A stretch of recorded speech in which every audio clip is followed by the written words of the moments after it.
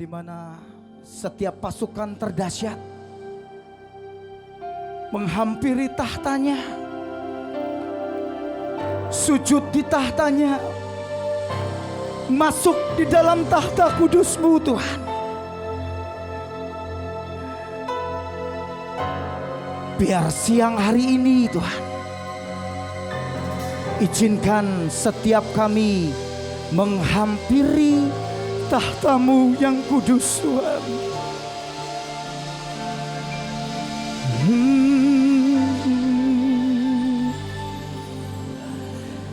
See His glory, see His glory, see His glory come down.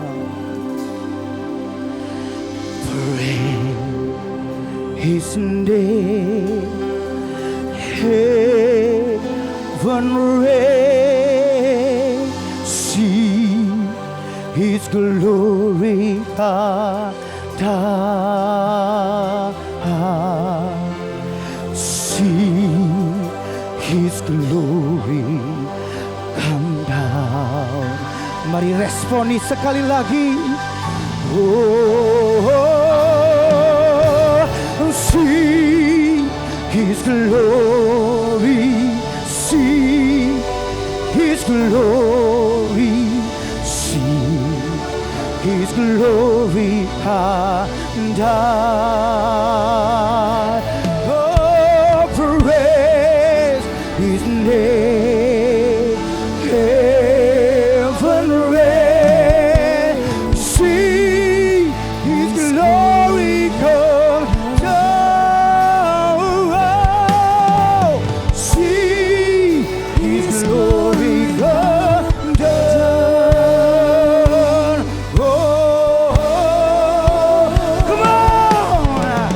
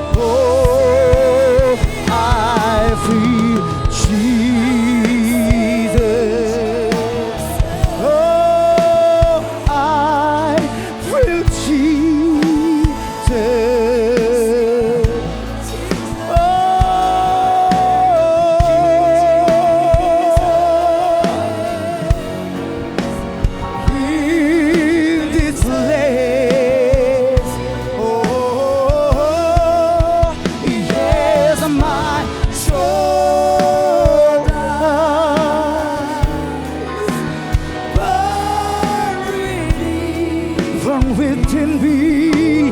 Oh, I feel Jesus. He this place.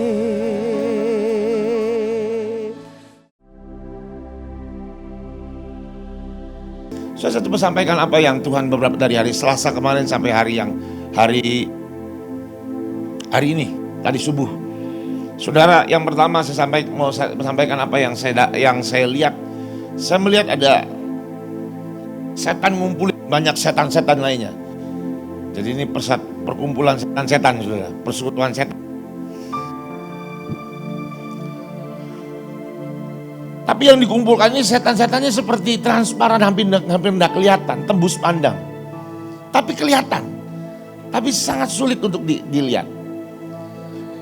Lalu saya dengar apa yang pemimpinnya ini ngomong. Pergi ke semua para pemimpin-pemimpin gereja dimanapun. Datangi di tengah-tengah mereka tidur. Lalu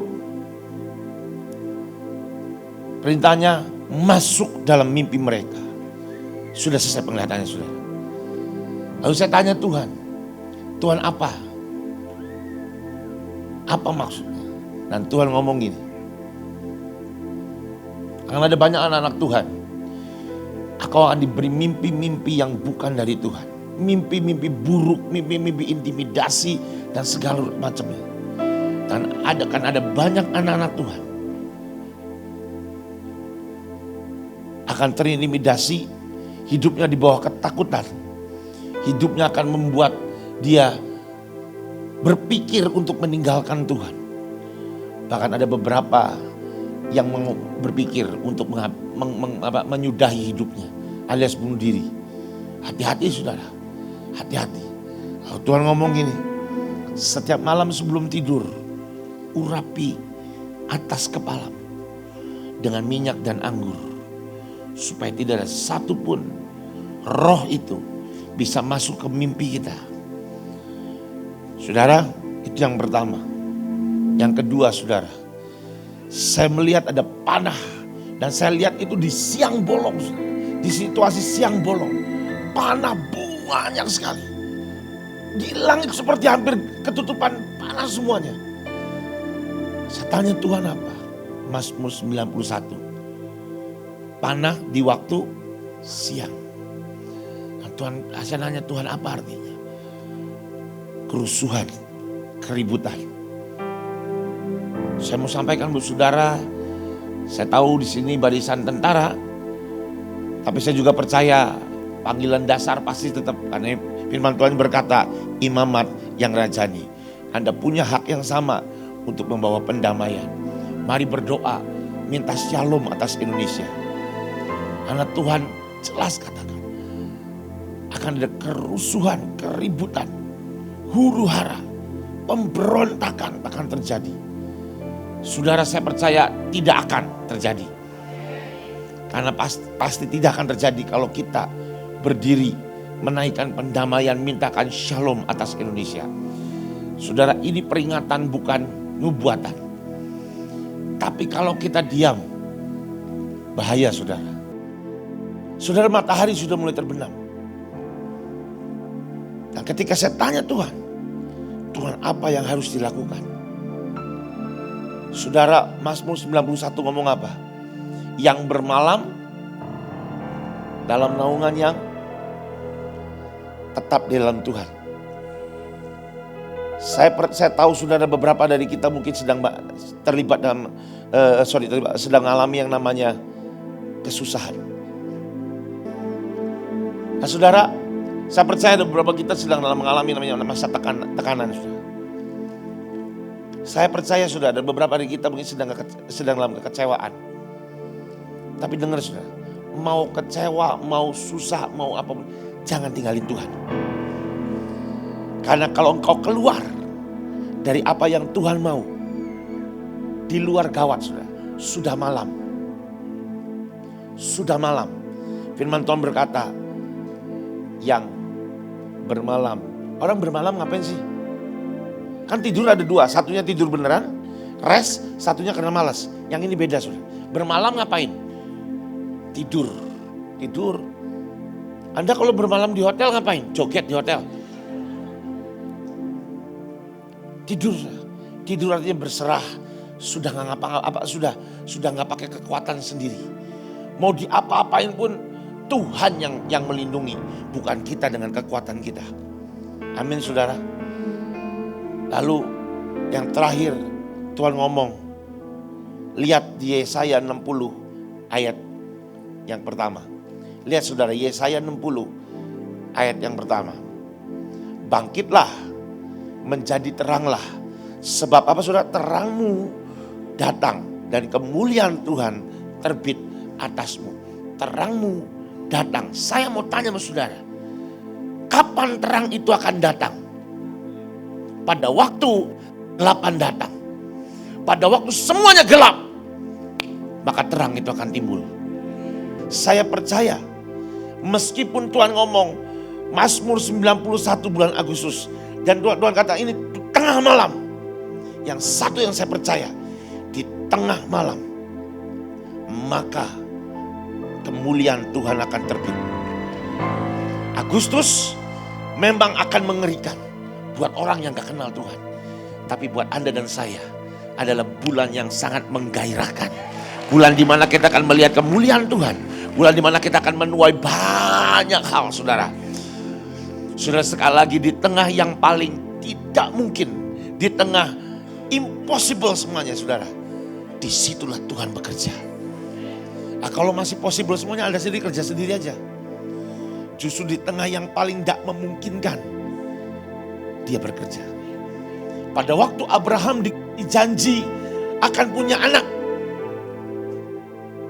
kapan dikasih anaknya? Pada waktu dia sudah tidak bisa punya anak. Pada waktu Sarah sudah dikatakan sudah tidak bisa punya anak, Tuhan malah beri. Pada waktu dia ucapkan pertama kali, pergi dari rumah ayah ibumu, aku akan menjadikan kamu apa? Bangsa yang besar. Ya toh? Kenapa Tuhan gak kasih langsung hari itu ketika dia janji? Kenapa Tuhan nunggu sampai sudah gak mungkin lagi? Sampai sudah gak mungkin punya anak lagi. Itu kan ada rentang waktu kan? Kenapa Tuhan gak kasih di tengah-tengah? Kenapa? Karena apa? Nunggu di saat yang sudah tidak mungkin. Dia akan kasih saudara. Mari buka Alkitab saudara, Matius pasal 14 ayat 22-23. 22 sampai 33. Sesudah itu Yesus segera memerintahkan murid-muridnya naik ke atas perahu dan mendahuluinya ke seberang. Sementara ia menyuruh orang banyak pulang. Dan setelah orang banyak itu disuruhnya pulang, Yesus naik ke atas bukit untuk berdoa seorang diri. Ketika hari sudah malam, ia sendirian di situ. Perahu murid-muridnya sudah berjalan berapa mil jauhnya dari pantai dan diombang-ambingkan gelombang karena angin sakal.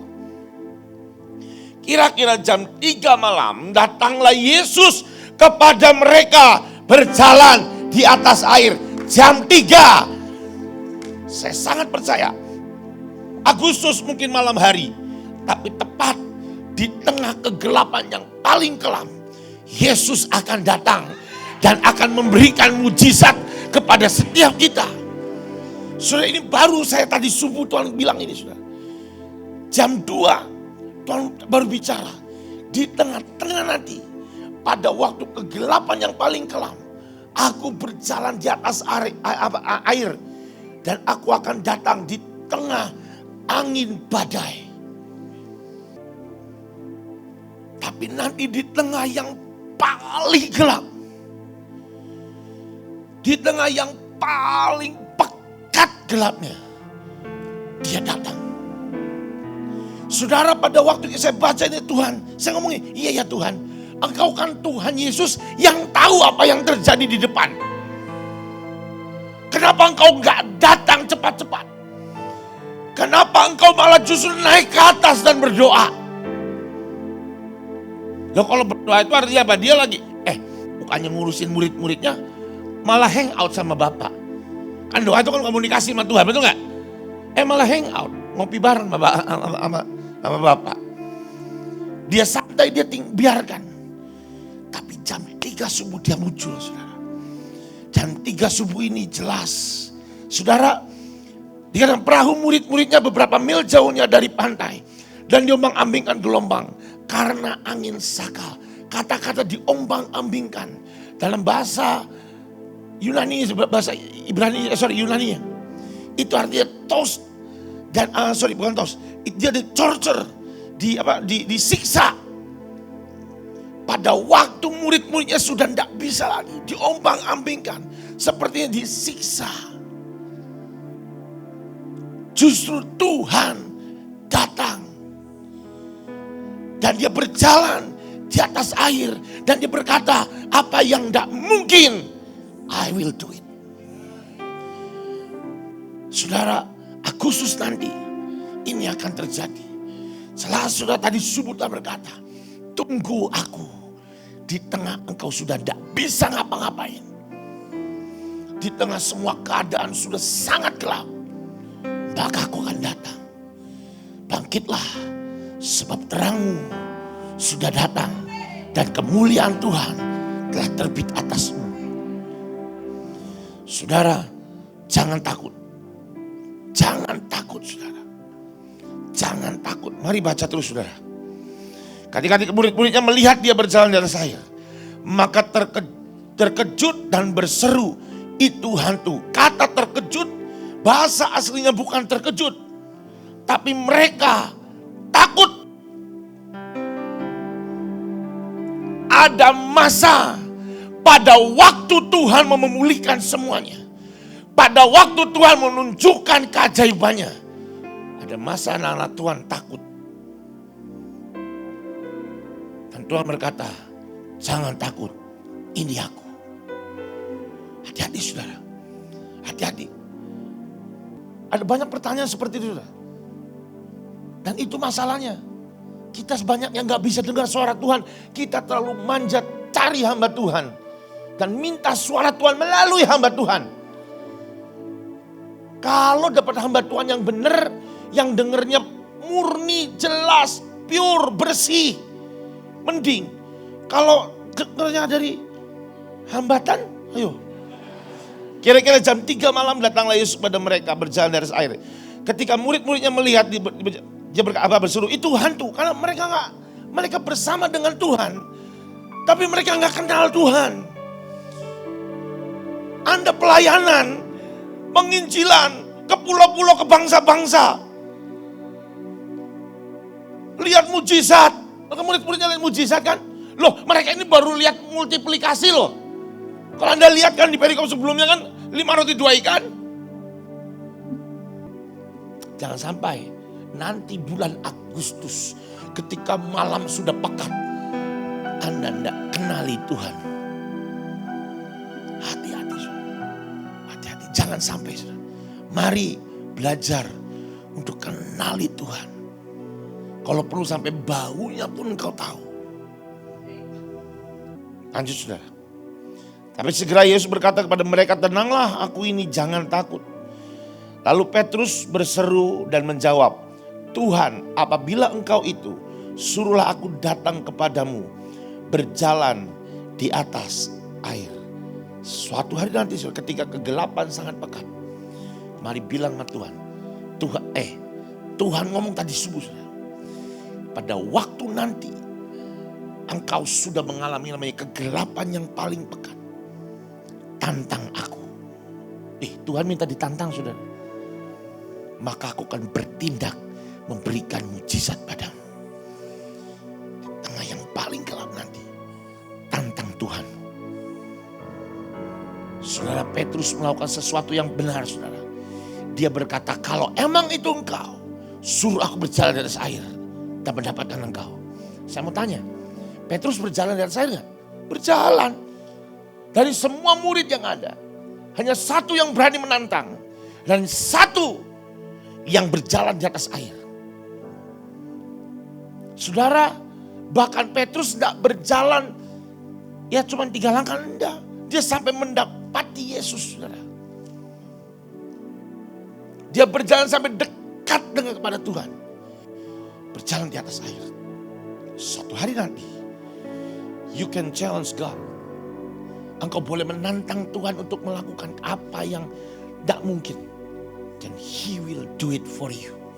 Dan Dia akan lakukan buat saudara. Dan saudara, tapi masalahnya ada satu masalah saudara. Petrus jalan enggak? Jalan. Ngalami mujizat kan? Iya. Tapi dia tenggelam. Kenapa? Ini yang harus kita waspada saudara. Ini yang harus kita waspada. Saudara, dalam bahasa Inggrisnya, ketika Petrus berjalan di atas air, bahasa Inggrisnya berkata gini, kapan Petrus tenggelam? Kalau bahasa Indonesia berkata, ketika dirasakannya kan? Dalam bahasa Inggrisnya nggak gitu saudara. When he saw the wind. Ketika dia melihat angin. The boisterous itu, boisterous apa ya? Pokoknya bergejolak lah. Jadi ketika dia melihat angin, maka dia tenggelam. Saya mau tanya, angin bisa dilihat nggak saudara? Angin itu bisa dirasa sama dicium. Ada sesuatu, ada di antara Anda di tempat ini yang tiba-tiba perutnya melendung, terus keluar, kan tercium. Itu disebut angin ribut saudara. Karena engkau keluar dan menimbulkan keributan di sekitar Anda.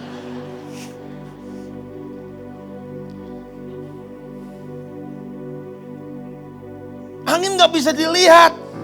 Kenapa nih orang ngomong dia lihat angin? Karena dia mengimajinasikan anginnya. Membayangkan anginnya yang ribut, yang bakal menenggelamkan dia. Hati-hati, nanti di tengah malam yang pekat, jangan coba-coba membayangkan anginmu. Anginmu sih, membayangkan masalah di sekitarmu akan menghancurkan engkau. Gak usah banyak mikir, fokusnya ke Tuhan aja. Hari ini sudah mari belajar. Sudah gak usah pakai pikiran terlalu banyak. Sudah.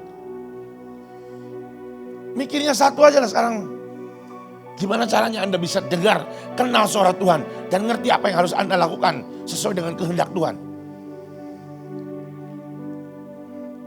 Mikir yang lain percuma.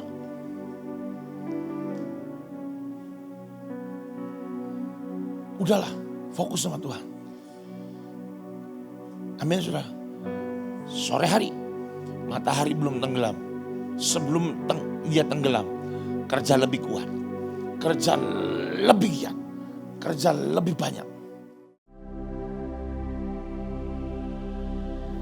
Kemarin tiba-tiba Tuhan bilang bernubuatlah. Karena ini waktunya, ini saatnya. Berpesta di hadapan para lawan. Amin. Kita akan bernubuat. Bernubuat itu ternyata bukan cuma mereka yang punya karunia untuk menangkap dari Tuhan secara sangat peka atau tajam saja. Tapi bernubuat untuk semua orang, dan ternyata setelah saya pelajari, bernubuat adalah kekuatan generasi Joel, generasi Yeskiel, dan generasi Yesaya. Yeskiel 37 ayat 4. Lalu firman-Nya kepadaku, bernubuatlah mengenai, bernubuatlah mengenai tulang-tulang ini dan katakanlah kepadanya, hai tulang-tulang yang kering, dengarlah firman Tuhan. Jadi Tuhan itu memerintahkan untuk kita bernubuat. Saya dan semua dari kita yang merasa jadi pasukan terdahsyat di akhir zaman. Begitu ada tulang-tulang kering, begitu ada orang-orang yang kehilangan harapan, begitu ada orang yang merasa kok gak ada jalan keluar, kok Tuhan gak tolong, sepertinya udah doa, deklarasi, kok saya gak lihat banyak perubahan, maka ini saat yang tepat buat kita bernubuat. Bernubuat itu bahasa Ibraninya naba, saya baru tahu ternyata nabi itu bahasa Ibrani saudara. Bernubuat bahasa Ibraninya naba, artinya ada beberapa, tapi saya ambil 4 aja saudara. Yang satu, to pour forth words abundantly, artinya mencurahkan kata-kata yang sangat banyak sampai mulutnya berbusa, istilahnya begitu saudara. Jadi pada saat kita bernubuat, kita harus terus menerus sampai perutmu sakit mungkin, sampai suaramu rada habis mungkin, dan itu bernubuat. Yang kedua, bernubuat itu juga pada waktu kita menyanyikan penyembahan yang digerakkan oleh Roh Kudus atau pada saat kita bermazmur. Itu bernubuat yang Daud lakukan seringkali kalau di Alkitab ya. Tapi yang ketiga bilang gini, bernubuat itu di bahasa Ibraninya juga, itu dibilang artinya to be mad atau menjadi marah. Pada saat engkau dan saya bernubuat, ternyata Tuhan suka kalau kita punya kemarahan ilahi dan kita keluarkan itu. Jadi waktu saudara lihat, nanti saudara akan lihat beberapa gambar. Saya berdoa, saya minta saudara semua jangan ada yang diam, mau saudara duduk atau berdiri, saudara tunjuk ke gambarnya ya saudara. Kalau nanti saudara lihat gambarnya, gambar orang sakit, saudara tunjuk. Dan saudara pakai seluruh kemarahan yang saudara punya dengan semua sakit, penyakit, dan kematian. Saudara tunjuk dan saudara bisa bilang, harus sembuh, kematian harus berhenti, sekarang juga. Dan saudara harus bilang sekarang, kata ibu ya, harus sekarang, waktunya harus jelas gitu. Jadi kita harus bilang sekarang. Yang keempat, bernubuat itu spoken, dibicarakan atau unspoken, tidak terkatakan. Ada ayat yang keren next, Mazmur 19 ayat 1-4, saya beberapa kali Tuhan kasih ayat ini saya kayak bingung gitu, saya baru mulai mengerti waktu saya baca arti bernubuat. Mazmur 19 ayat 1-4. Langit menceritakan kemuliaan Allah dan cakrawala memberitakan pekerjaan tangannya. Hari meneruskan berita itu kepada hari dan malam menyampaikan pengetahuan itu kepada malam. Tidak ada berita dan tidak ada kata. Suara mereka tidak terdengar. Tetapi gema mereka terpancar ke seluruh dunia. Dan perkataan mereka sampai ke ujung bumi.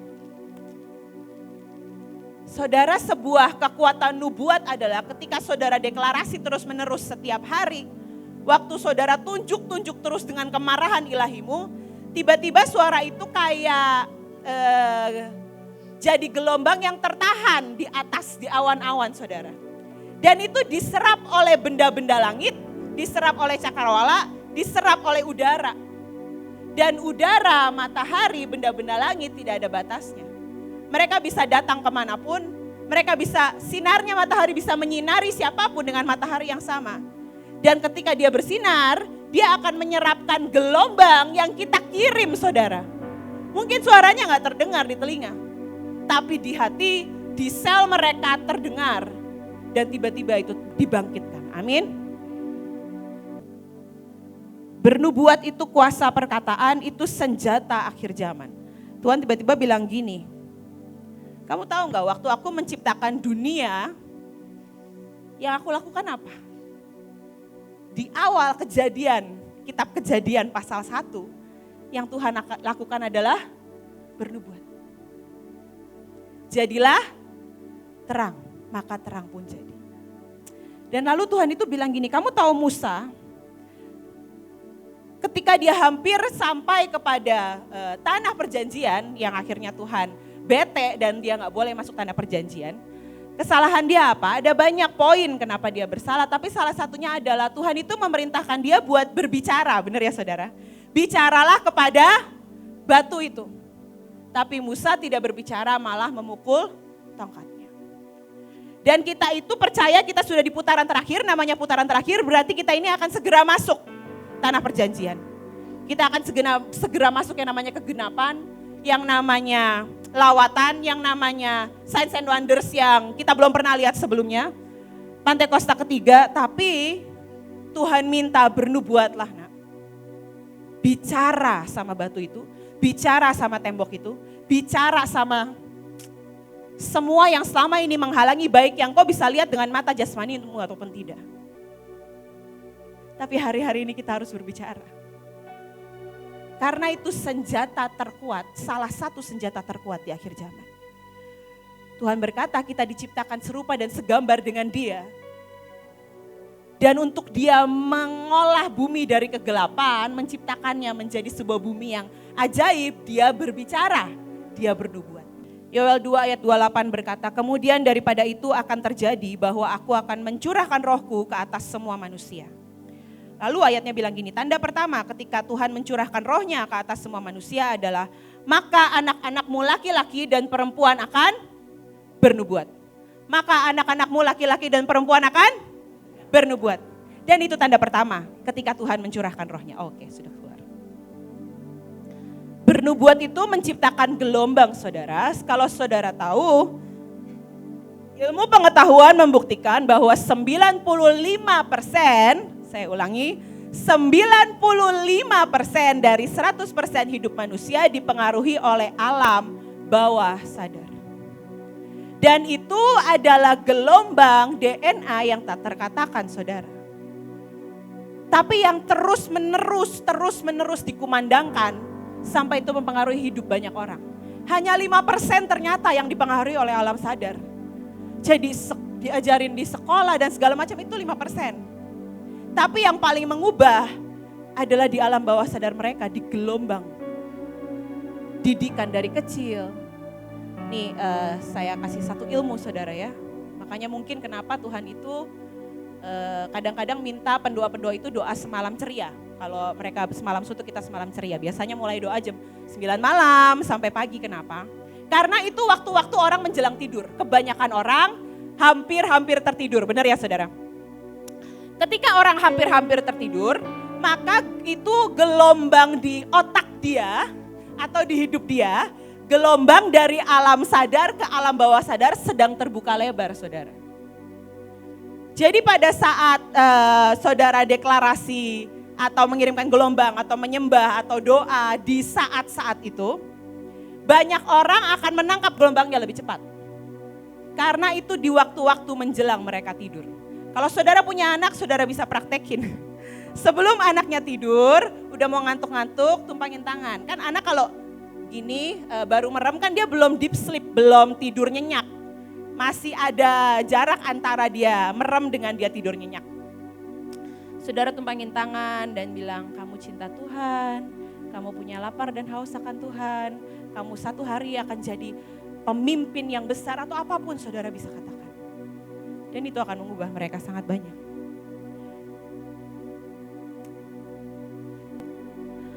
Oke. Saudara tahu ini gambar apa? Molekul air. Ini bentuk molekul air yang diperkatakan. Yang pojok kanan atas, kalau airnya diperkatakan, terima kasih ya air, sudah jadi minuman buat aku, sudah buat aku bisa mandi, aku punya air bersih. Nah itu molekulnya bentuknya jadi seperti itu saudara, kalau di mikroskop. Kalau banyak didoain saudara, wisdom ya, truth itu kira-kira seperti itu, eternal seperti itu. I love you, lebih cantik lagi saudara, kayak pohon-pohon, daun-daunan, daun kesembuhan. Kalau diperkatakan, kamu bodoh, you fool. Nah saudara lihat yang sebelah sini, sebelah kanan saudara. Gak ada bentuknya saudara, berantakan. Polluted water, kalau saudara lihat yang di bawahnya, ada yang kalau saudara bilang, dasar air gak enak gitu misalnya ya, you make me sick. Itu yang paling kiri bawah. Kira-kira bentuknya kayak gitu, kegelapan seperti itu, benar-benar seperti rongga kegelapan. Lalu dua yang di bawah kanan, itu yang sebelah kiri, air sebelum didoakan, dan air setelah didoakan bentuknya seperti itu saudara. Dan hidup kita akan jadi seperti itu, amin. Karena hidup kita 60-70% air, badan kita, tubuh kita. Karena itu kita akan bernubuat sekali lagi. Karena bernubuat ditambah kekuatan unity jadi sangat ajaib. Dan ayatnya berkata, Paulus berkata, alangkah baiknya jika engkau semua bernubuat. Saya judulnya adalah suddenly, tiba-tiba. Next. Nah, kalau di kamus dikatakan kalau suddenly artinya secara mendadak, betul gak? Secara mendadak dan dengan tiba-tiba, ya, lalu sekonyong-konyong, tahu-tahu tanpa pemberitahuan muncul, ya itu yang namanya suddenly. Kita sering ngalamin seperti itu. Next. Maliahi 3 ayat 1b dikatakan dengan mendadak Tuhan yang kamu cari itu akan masuk ke baitnya. Dengan mendadak. Ya, lalu Amsal 3 ayat 25. Janganlah takut kepada kekejutan yang tiba-tiba. Atau kepada kebinasaan orang fasik bila itu datang. Next. Kita tahu banyak yang mengalami kematian tiba-tiba, betul gak? Tiba-tiba keluarga ada yang meninggal. Kadang-kadang gak ada tandanya tiba-tiba meninggal. Virus yang sekarang apalagi. Sekarang ini kita mesti banyak benar-benar berdoa. Tiba-tiba ditipu. Betul gak? Masalah. Ya iyalah kehilangan, masalah datang. Ya banyak banget yang terjadi tiba-tiba. Tapi yang kita mau adalah sentuhan Tuhan yang tiba-tiba. Next. Nah, anak Tuhan, pasukan terdahsyat Tuhan. Kan banyak tiba-tiba yang terjadi. Tapi justru di masa seperti ini, kita harus lebih memperkuat kepercayaan kita kepada Tuhan. Next. Yang pertama. Tadi Catherine udah mulai dengan yuk kita dengar suara Tuhan. Kita harus bisa dengar suara Tuhan. Domba-dombanya harusnya bisa dengar suara Tuhan. Matius 3 ayat 17. Ya, kalau dari New King James dikatakan and suddenly a voice came from heaven. Ya, saya mau tulisin adalah bahwa di King James itu ada suddenly-nya. Tapi kalau di terjemahan baru cuma dan suatu suara dari langit mengatakan, inilah anakku yang kukasihi dan aku sangat berkenan akan dia. Tapi gak ada suddenly-nya. Kalau New King James bilang ada suddenly. Tapi Joshua 1 ayat 8 mengatakan, janganlah engkau lupa memperkatakan kitab Taurat ini. Tetapi renungkanlah itu siang dan malam. Supaya engkau bertindak hati-hati sesuai dengan segala yang tertulis di dalamnya. Sebab dengan demikian perjalananmu akan berhasil dan engkau akan beruntung. Baca firman pasti berhasil dan beruntung. Nah, hari-hari ini cari suara Tuhan, voice. Jangan noise, hoax. Jadi gak panik, ikut panik. Ya, jadi dengarkan voice, bukan noise. Kalau hari-hari ini kalau kita lagi gelisah, kita lagi nih Tuhan, benar gak sih Tuhan? Nanti Tuhan bisa bicara macam-macam. Lewat segala macam. Tahu-tahu kalau kita cari Tuhan, dia akan jawab. Yang kedua, bedakan dan empat suara yang kita dengar hari-hari ini. Satu, suara diri sendiri. Ini mesti tahu nih. Suara Tuhan, suara iblis, dan suara hoax. Ya, kalau ada yang masih terikat dengan penyembahan berhala dulu. Misalnya pernah nyembah yang lain, itu biasanya dengarnya ada suara lain. Kayaknya ini suara Tuhan tapi bukan suara Tuhan. Ini suara si jelek. Tapi kadang-kadang dari suara teman kita yang lagi takut, dia bicara, dia bukan iblis. Tapi karena takut, dia keluar suara, bikin kita takut. Jadi ada suara hoax itu dari suara teman-teman sekitar. Ya, jadi bedakan 4 suara ini. Dan yang ketiga saya katakan kurang mendengarkan. Cuma bedanya cuma kan. Ada mendengar, ada mendengarkan. Kalau bahasa Inggris enak. Hearing and listening. Beda. Tapi kalau bahasa Indonesia cuma bedanya KAN. Kan. Mendengar dan mendengarkan. Sering kita mendengar toh, belum tentu kita dengar berapa persen. Sering-sering cuma dengarnya 10%.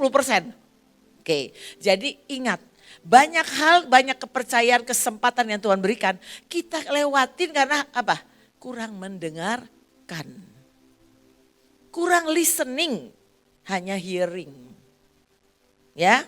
Selanjutnya adalah Lukas 18 ayat 8 mengatakan, aku berkata kepadamu, ia akan segera membenarkan mereka. Akan tetapi jika anak manusia itu datang, ada iakah ia mendapati iman di bumi?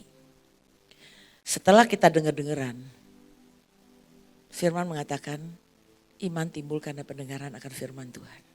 Oke, next. Yang kedua, tetap alert, tetap waspada. Matius 8 ayat 24, tiba-tiba datanglah badai yang hebat sekali dan ombak menjadi lebih tinggi daripada perahu itu. Tetapi Yesus sedang tidur. Kita tahu ceritanya, murid-murid ketakutan, Tuhannya ada di perahu tapi tidur. Tuhan gini, alah cuma ombak begitu. Tapi semua murid-muridnya sudah ketakutan. Ya, itu tiba-tiba. Nah, jangan panik dikatakan ya di Roma 13 ayat 11. Jangan panik, bangun dan pakai selengkap senjata Allah. Hal ini harus kamu lakukan. Karena kamu mengetahui keadaan waktu sekarang, yaitu bahwa saatnya telah tiba bagi kamu untuk bangun dari tidur.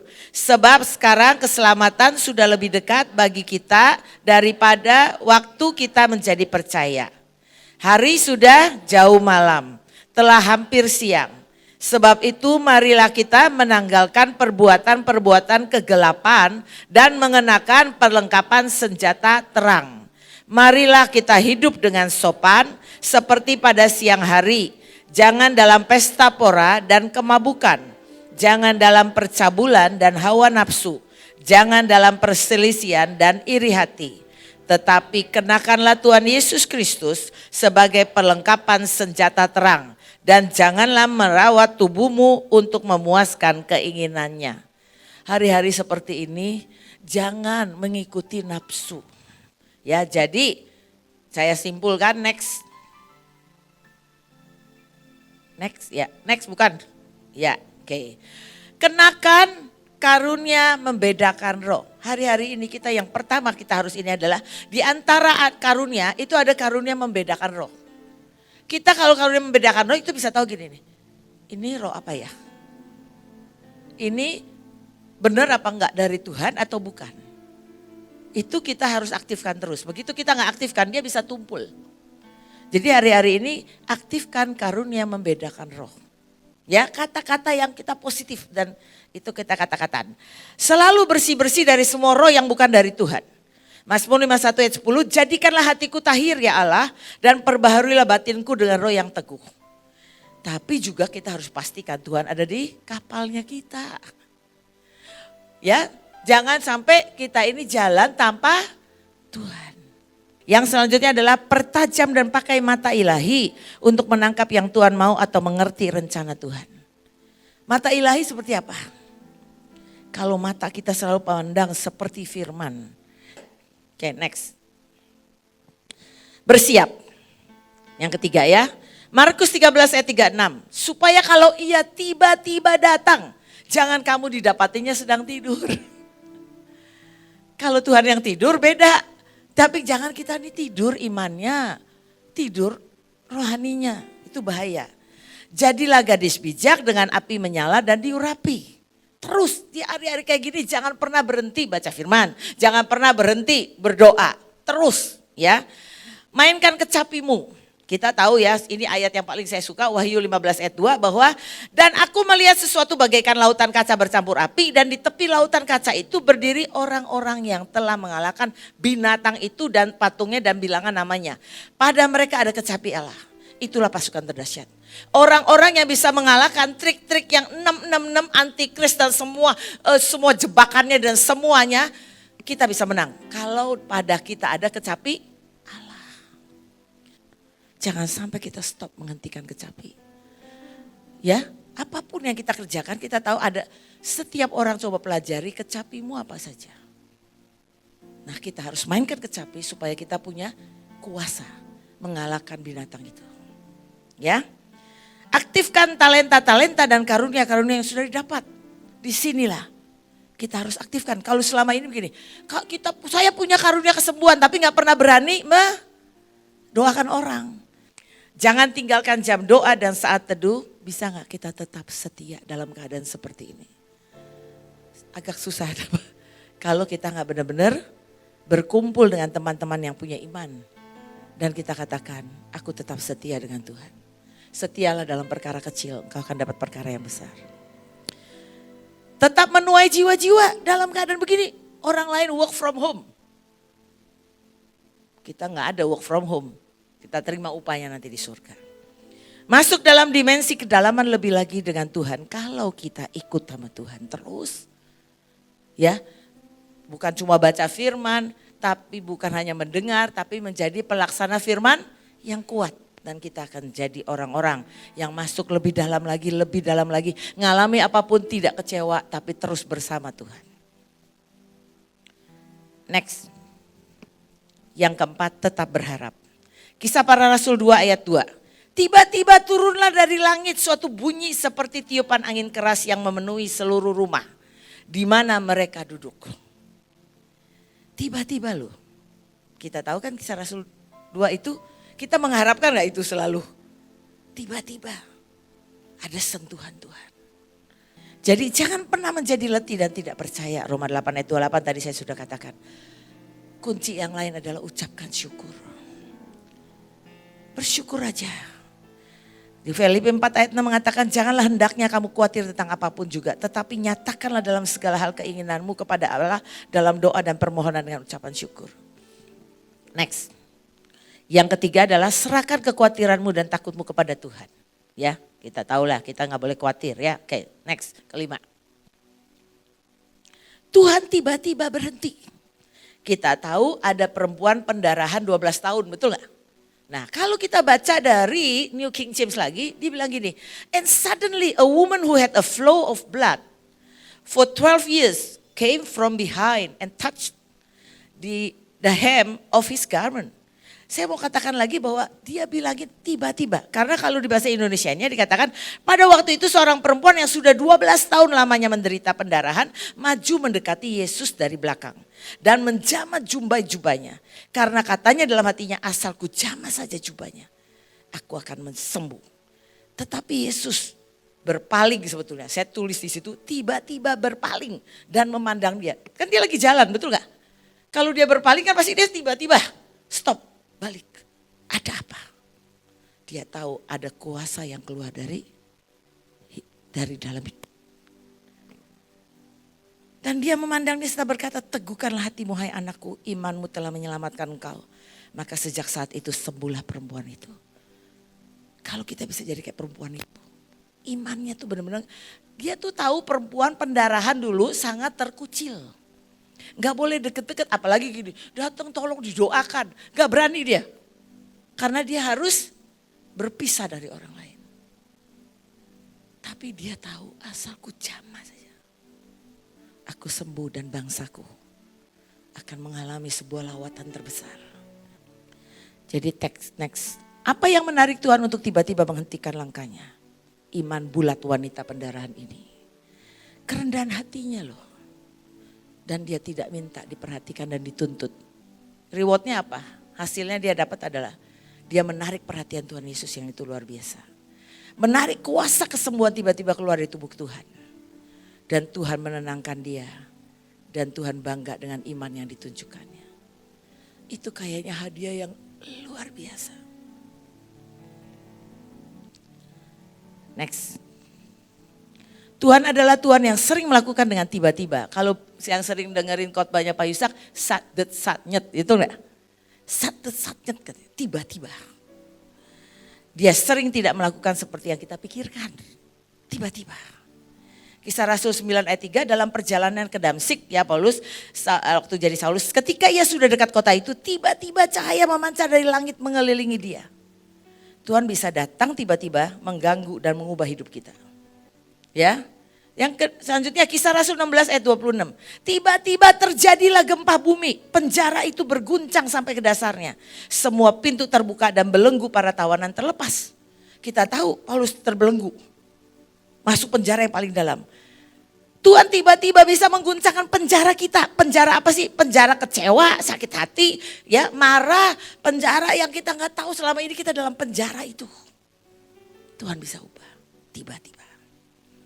Dan tiba-tiba Tuhan bisa buka pintu kan dikatakan.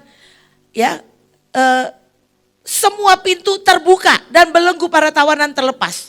Tiba-tiba Tuhan bisa buka loh pintu berkat, pintu terobosan. Betul gak? Satu pintu berkat tertutup Tuhan buka pintu yang baru. Ada pintu apa lagi? Pintu kesembuhan. Ya, pintu kehidupan, pintu kita ini menginjil, kita menuai jiwa, pintu macam-macam akan terbuka, pintu pemulihan. Dan kita tahu lagu yang baru, tak ada lagi penuntutan, tak ada lagi kesakitan, tidak ada lagi kesalahan, dan tidak ada lagi, apa ya satu lagi, kematian. Yang ada kematian sia-sia, kita percaya ya, oke. Next, apapun masalah saudara, mari berespon benar, nantikan sentuhan Tuhan yang ajaib tiba-tiba. Suddenly. Efesus 3 ayat 20 mengatakan bagi dialah yang dapat melakukan jauh lebih banyak daripada yang kita doakan atau pikirkan di dalam kita. Kuasa Allah bekerja jauh melebihi doa dan pikiran manusia, tapi kita perlu doa dan terus kita deklarasi, terus perang, doa dan perang. Percaya waktunya akan tiba. Tiba-tiba suddenly dia touchdown, dia sentuh Indonesia, dia touchdown untuk kita semua. Kita akan lihat kemenangan. Oke, bisa munculkan slideshow-nya. Oke, kekuatan gelombang pasukan terdahsyat. Kita akan lihat. Oke, slide yang pertama. Sebelum ini sebenarnya ada satu slide yang saya hilangkan karena takutnya terlalu panjang. Pasukan terdahsyat cirinya adalah tahu mengenal tanda zaman. Pasukan terdahsyat ciri pertamanya adalah tahu membaca tanda-tanda zaman. Yang terjadi hari-hari ini, semua yang kalian lihat hari-hari ini itu semua sudah ditulis dan sedang digenapi sebagian dari kitab Wahyu dan semua penggenapan yang ditulis di Daniel. Pasukan terdahsyat yang pertama mengenal gelombang Tuhan. Cuman ada 2 gelombang. Kita di end time, di akhir zaman ini cuman ada 2 gelombang. Di Matius 12 ayat 30 berkata, ini adalah perang. This is war. Dan tidak ada neutral ground, tidak ada zona netral. Kalau engkau tidak di pihakku, kata Tuhan, engkau adalah musuh. Kalau engkau tidak menolong, engkau tidak mengumpulkan bersama-sama dengan aku, engkau menjadikan semakin parah. Engkau menjadi musuhku, engkau ada di seberangku dan engkau menjadi lawanku, kata Tuhan. Jadi tidak ada zona netral ya. Jadi cuma ada 2 gelombang. Gelombangnya Tuhan dan gelombangnya dari dunia atau gelombang dari si jahat. Karena dunia di bawah kuasa si jahat ketika manusia jatuh ke dalam dosa. Gelombangnya si jahat itu tidak akan pernah membawa kehidupan. Di Mazmur 69 berkata, aku tenggelam ke dalam rawa yang dalam. Tidak ada tempat bertumpu. Aku telah terperosok ke air yang dalam. Gelombang pasang menghanyutkan aku. Tidak akan pernah bisa firm, tidak akan pernah bisa kokoh dan selalu menyeret engkau untuk terus turun, untuk terus turun, untuk terus turun. Itu gelombang yang dari dunia. Tapi gelombang yang dari Tuhan, itu seperti yang di 1 Petrus 4 ayat 8 katakan, gelombang kasih yang dari Tuhan, itu akan terus bergema dan mengcover segala macam kesalahan, segala macam pelanggaran. Dan itulah gelombang Tuhan selalu membawa ke atas. Ya, ciri paling gampangnya gelombang Tuhan selalu di atas. Gelombang dari dunia selalu main di area bawah. Oke, next selanjutnya. Nah, ini sedikit pengetahuan buat semua pasukan Tuhan. Frekuensi manusia normal itu, gelombang manusia normal itu 62 sampai 72 MHz. Ketika gelombang kita di bawah itu, ya, panah yang sebelah kanan, nah, kalau gelombang manusia di bawah 60 MHz, kita akan sangat riskan untuk jatuh sakit. Ya, itu kalau gelombang kita di bawah normal. Tapi kalau gelombang kita di atas normal, bukan di atas normal, di atas 62 MHz dan ke atasnya, itu imun kita akan sangat kuat. Dan yang mempengaruhi, oke, next slide. Ini saya hanya akan bacakan. Diingat-ingat ya, segala sesuatu di alam semesta itu punya frekuensi dan gelombang, apapun itu. Baik itu benda mati, baik itu benda hidup, apalagi benda hidup. Baik itu suara, baik itu apapun yang kalian lihat, itu ada gelombangnya. Dan yang menarik, hukum semesta mengatakan setiap benda akan menarik benda lain yang memiliki getaran frekuensi yang sama. Dan hidup kita akan berubah kalau frekuensi kita berubah. Next selanjutnya. Gelombang pasukan terdahsyat, gelombang syafaatnya itu bahwa gelombang pasukan terdahsyat, syafaatnya itu adalah menghentikan tulah, menghentikan pandemi, menghentikan kematian. Ketika berdiri di antara yang hidup dan yang mati. Di Ayub 38 ayat 11 berkata, ketika Tuhan berfirman, sampai di sini engkau boleh datang. Jangan lewat, disinilah gelombang-gelombangmu yang congkak akan dihentikan. Dan di Ayub berkata seperti, dan Tuhan berkata, dia juga Tuhan yang benar-benar punya kuasa untuk menghentikan gelombang. Dan di contoh di dalam Alkitab seperti yang sudah pernah dikhotbahkan Bapak Leo, di Bilangan 16 ayat 47, maka Harun imam besar itu mengambil perbaraan seperti yang dikatakan Musa. Dan berlarilah ia, ini kakek-kakek. Usianya dia udah sangat tua, tapi dia berlari di tengah-tengah jemaah. Dan tampaklah tulah telah mulai di antara bangsa itu. Lalu dibubuhnyalah ukupan, pedupaan, dan diadakanlah pendamaian. Ketika ia berdiri di antara orang-orang mati dan orang-orang hidup, berhentilah tulah itu. Ketika pasukan terdahsyat turun di tengah-tengah gelombang apapun yang dunia coba sebarkan, maka gelombang itu akan kita pukul mundur apapun itu bentuknya. Sepakat? Next. Gelombang pasukan terdahsyat seperti apa? Gelombang penyembahan pasukan terdahsyat itu pasti mengerjakan yang supranatural.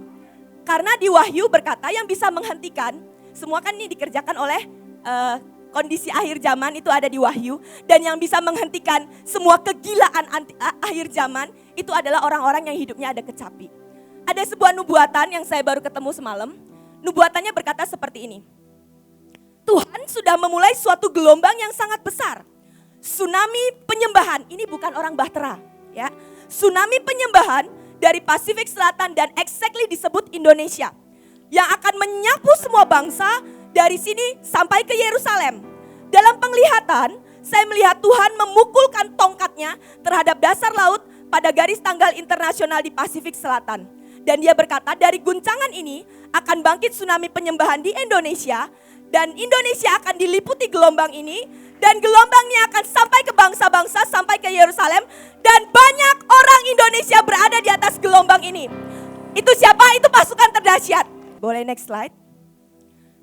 Oke, tadi hukum semesta berkata bahwa setiap benda akan menarik benda lain, ya.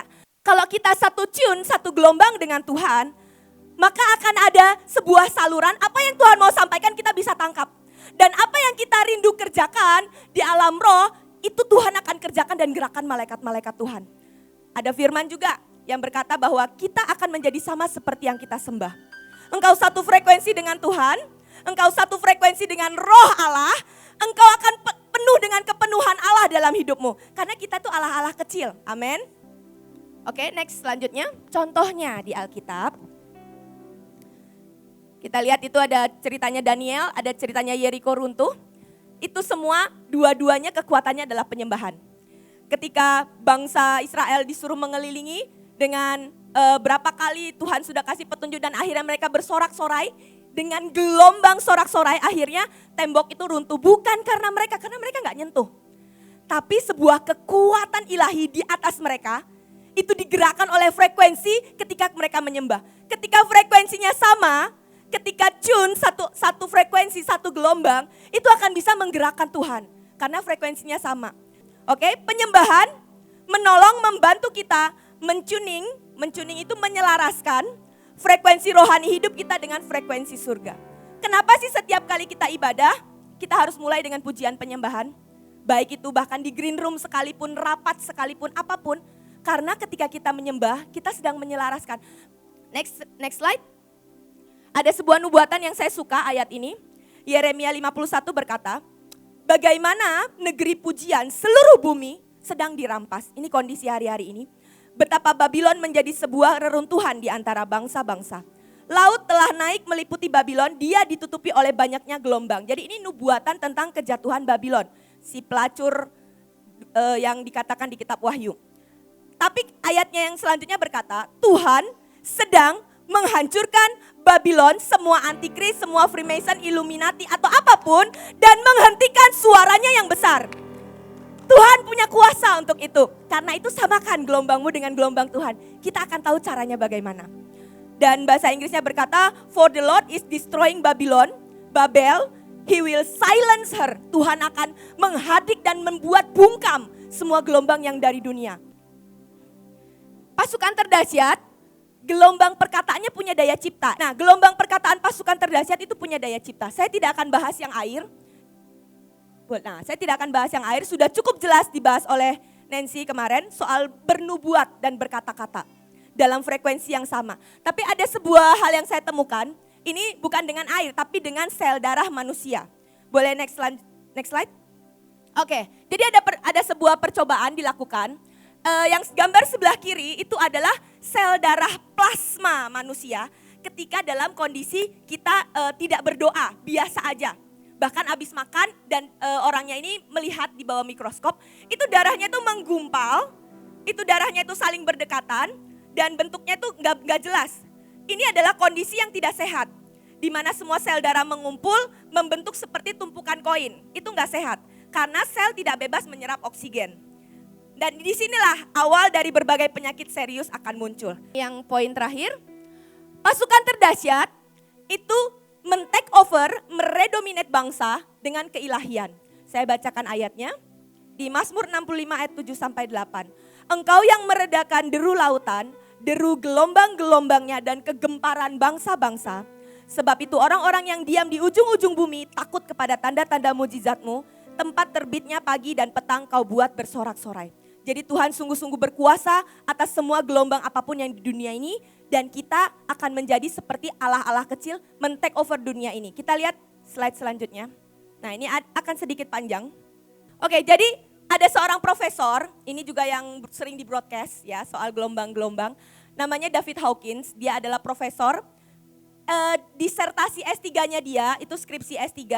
Dia itu melakukan disertasi ini selama 20 tahun. Karena apa? Dia benar-benar melakukan penelitian kepada jutaan orang. Jadi hasil disertasinya dia, salah satunya dia menemukan ini.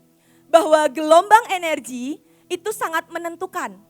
Engkau bisa mempengaruhi atau bisa mengubah satu kota atau mengubah satu bangsa, gelombang energi sangat mempengaruhi. Oke, saya mulai dari yang paling bawah. Itu gelombang energi Malu. Itu level paling rendah. Jadi dia menemukan angka 10 pangkat 20 sampai 10 pangkat 1000.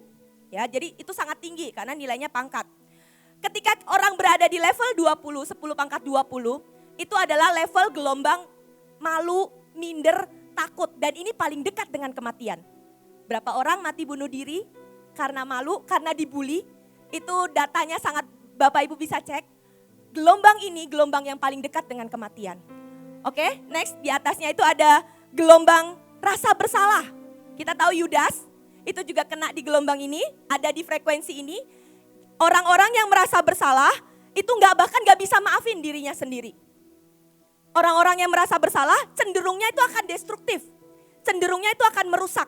Bahkan cenderungnya nyalain orang lain. Tapi dirinya sendiri gak pernah beres. Oke, naik sedikit lagi, level 40, 10 pangkat 40, level putus asa, level apatis. Orang-orang yang sangat tergantung, ini orang-orang yang ngobat, kecanduan drugs, itu ada di gelombang yang apatis ini. Jadi gak berdaya, ketergantungan, tidak responsif. Jadi pasukan terdahsyat, kalau engkau tidak responsif, coba cek. Jangan sampai engkau menjadi pasukan yang benar-benar tidak punya pengharapan, tidak punya keyakinan. Karena level ini level yang sangat rendah. Semua yang di bawah, yang di kotak merah, itu semua level yang dari dunia yang sangat rendah. Oke, dan pasukan terdahsyat tidak boleh ada di level itu. Dan di level 40 ini orang-orang yang dikatakan tunawisma, pengangguran, orang-orang terlantar. Dan yang saya kaget saya baca adalah orang-orang yang diisolasi karena penyakit tertentu. Itu cenderung ada di gelombang frekuensi ini. Bapak Ibu bisa lihat kan ya, 3 paling bawah ini aja itu sedang terjadi hari-hari ini. Dan secara seluruh dunia 78% orang itu ada di gelombang yang rendah ini. 78, yaitu 3/4 dunia. 3/4 dunia semua gelombangnya di sini. Lalu naik sedikit, level 10 pangkat 75, level kesedihan. Di sini orang-orang sedih yang berlarut-larut. Engkau meratap, engkau melo berlarut-larut, engkau berkabung berlarut-larut. Emosimu, gelombangmu ada di level ini. Ini yang menyebabkan bahkan orang bisa kehilangan pekerjaan, kehilangan hubungan kekeluargaan. Karena gak bisa move on. Nah ini bahasa trendinya, orang-orang yang gak bisa move on dari kesedihan yang berlarut-larut. Tapi ini sedikit lebih baik daripada level apatis. Jadi kalau orang udah mulai bisa nangis, Bapak Ibu melayani orang yang putus asa, yang tanpa harapan, dia mulai bisa nangis, itu pertanda baik. Itu naik sedikit. Ya, dari nggak ada selera makan, tiba-tiba ada selera makan, itu gelombangnya naik. Tapi belum cukup. Kita naik lagi ke level yang 10 pangkat 100. Dan ini adalah level ketakutan. Oke, yang sering kita dengar hari-hari ini, berita semua disebarkan oleh gelombang yang seperti ini. Ini adalah ketakutan yang bahayanya dia akan menghentikan pertumbuhan. Orang-orang di gelombang ini dia akan stuck, dia nggak akan berani mencoba sesuatu yang baru. Lalu level selanjutnya 10 pangkat 150. Itu level di mana orang-orang marah, level di mana marah, dan orang-orang yang marah ini cenderungnya menjadi orang-orang yang kasar, frustasi, selalu mencari revenge, pembalasan, menjadi orang yang tiba-tiba antagonis, dan disinilah level orang-orang yang menyebabkan peperangan, meledak-ledak, pembunuhan, dan lain sebagainya. Ini masih level yang di bawah. Level 10 pangkat 175, level pride. Saya dulu pikir pride ini adalah pengejaran, pencapaian, dan ini cukup oke. Ternyata ini masih di bawah, ya. Level pride itu level hampir jebol ke atas 10 pangkat 175. Kenapa dibilang dia masih energi yang rendah? Karena pride ini tergantung faktor dari luar. Oke? Kamu dipuji Bu Iin, kamu dapat penghargaan, pride-mu naik. Kalau Bu Iin gak pernah peduliin apa yang kamu kerjakan, kamu mulai mutung. Jadi ini dipengaruhi faktor luar. Oke, mulai kita naik ke level berani. Ini mulai transisi.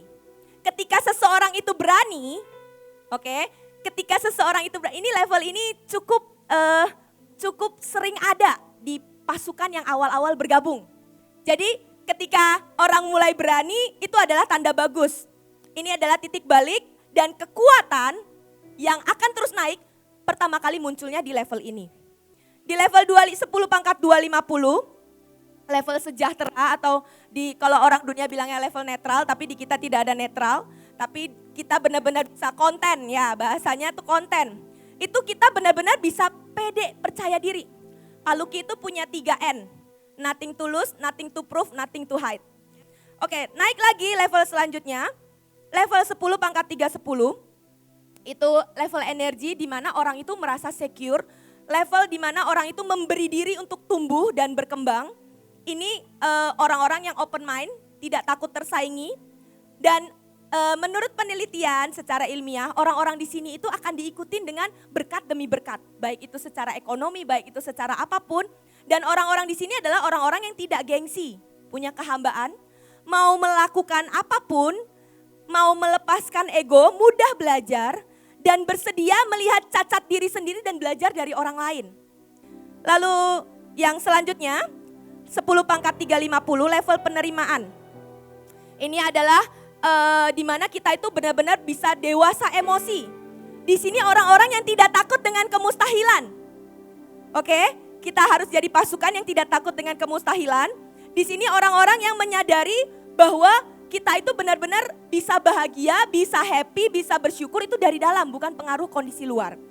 Next lagi, saya persingkat level 10 pangkat 400, itu level akal budi atau hikmat.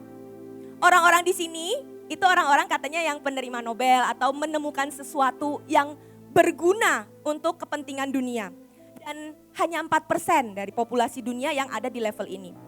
Level 500, saya berharap kita semua paling tidak naik terus. Itu 10 pangkat 500 itu adalah level kasih atau love.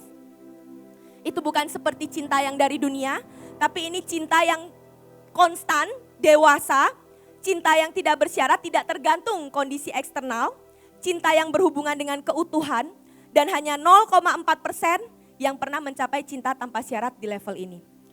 Level selanjutnya lagi, 10 pangkat 540 level sukacita atau joy. Di level inilah orang-orang yang bisa mengerjakan kesembuhan secara holistik. Entah itu pembuat kesembuhan ilahi atau apapun, konon katanya dikatakan seperti itu. Ini adalah yang jadi ciri utama adalah compassion, belas kasihan. Saya bersyukur logo kita itu hati dan berbicara tentang belas kasihan. Mahanaim kalau logonya adalah kasih, logonya adalah cinta, maka paling tidak semua pasukan terdahsyat yang lahir itu harusnya sampai di level seperti ini.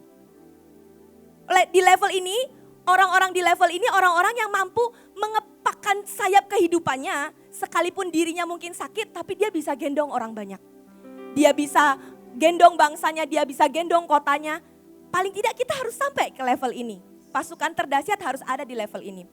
Dan di level selanjutnya, 2 sebelum terakhir, level 10 pangkat 600, level peace atau damai atau kalau mereka sebutnya peace, itu selalu berpikir tentang Tuhan. Punya pengalaman secara pribadi dengan Tuhan. Di sini adalah level tokoh-tokoh religius, katanya seperti itu. Dengan memikirkan nama itu saja, itu berdampak. Itu tuh di level seperti itu, di kalibrasi gelombang seperti itu. Dan saya bersyukur di sini dikatakan di level 600 ini akan ada karya-karya, lagu, aransemen, film, atau apapun hasil karya yang kalau orang lihat itu bisa naikin orang itu nganter ke frekuensi itu. Dan yang terakhir, level 10 pangkat 700, konon katanya sang David Hawkins ini, dia berkata kalau Yesus itu di gelombang kalibrasinya berapa? 10 pangkat 1000. Dia paling tinggi ya, saya nggak tahu dia ngukurnya gimana, tapi 20 tahun dia berkutat dengan penelitiannya ini. Di level 700 sampai 1000 ini level keilahian. Oke, level di mana virus apapun ditaruh di tanganmu bukan kamu yang mati, virusnya yang mati. Level keilahian di mana itu tingkat yang paling tinggi dan itu katanya adalah itu harus engkau terkoneksi dengan kuasa yang lebih tinggi. Jadi engkau harus dihinggapi roh Allah. Itu yang kita sebut, yang bahasa kita ya, bahasa di kegerakan adalah surga menyentuh bumi, kita dihinggapi roh Allah, kita menjadi manusia-manusia Allah. Ini di level itu. Jadi tidak karena usaha kita sendiri. Ada sebuah roh, ada sebuah keilahian yang menghigapi dirimu dan membuat engkau menjadi manusia yang lain. Dan slide terakhir. Oke. Semua angka-angka tadi itu eksponensial. Jadi bukan 1 lawan 1. Satu gelombang frekuensi rendah bisa dilawan oleh satu frekuensi tinggi, tidak. Tapi dikatakan karena itu angkanya eksponensial, satu individu di level 700 itu bisa menetralisir 70 juta. Jadi kalau bahasa ibu ini kekuatan roh. Ya, kekuatan roh. Makanya negara-negara di mana banyak anak-anak Tuhan dengan gelombang tinggi itu negaranya berbeda. Dengan negara ya, atau kota yang tidak banyak pasukannya. Oke? Satu individu di level 600 itu bisa mengcover, menetralisir 10 juta orang dengan level 200 orang-orang yang mungkin sekitarnya pemarah atau segala macam. Dan di ayat ini juga ada dasar firman-Nya ya.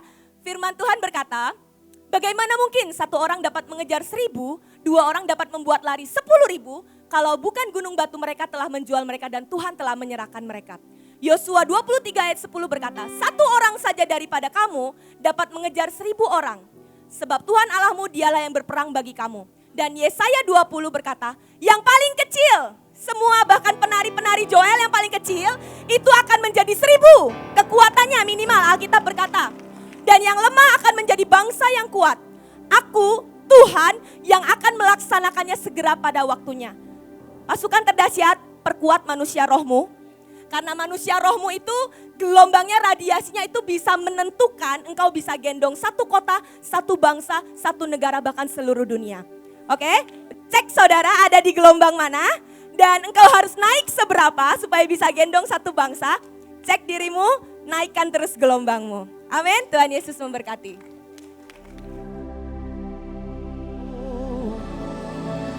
Sebab kau layak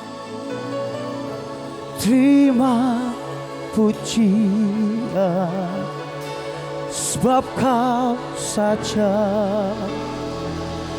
terima pujian, sebab kau yang layak ku agungkan. Yesus Raja di atas segala raja. Oh, sebab kau layak terima pujian, sebab kau layak terima pujian, sebab kau layak. Oh, kendalikan bangsa kami Tuhan, kendalikan bangsa kami. Oh, sebab kau layak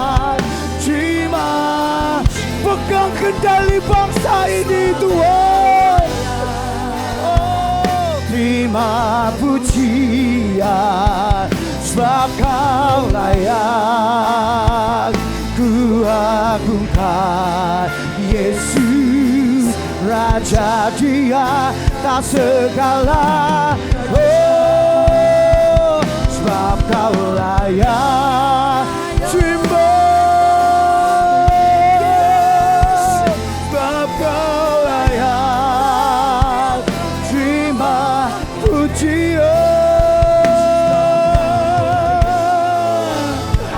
Ku agungkan. Sekali lagi, pegang kendali, buat perubahan.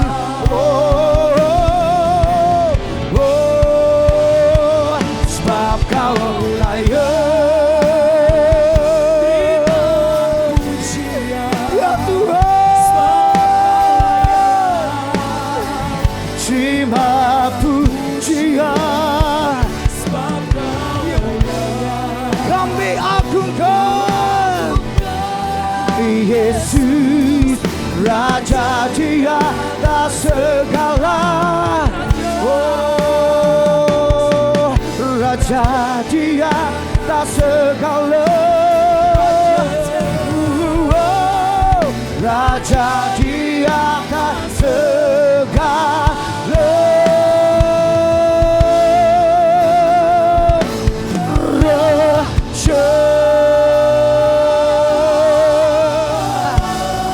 Tuhan pegang kendali, Tuhan buat perbedaan.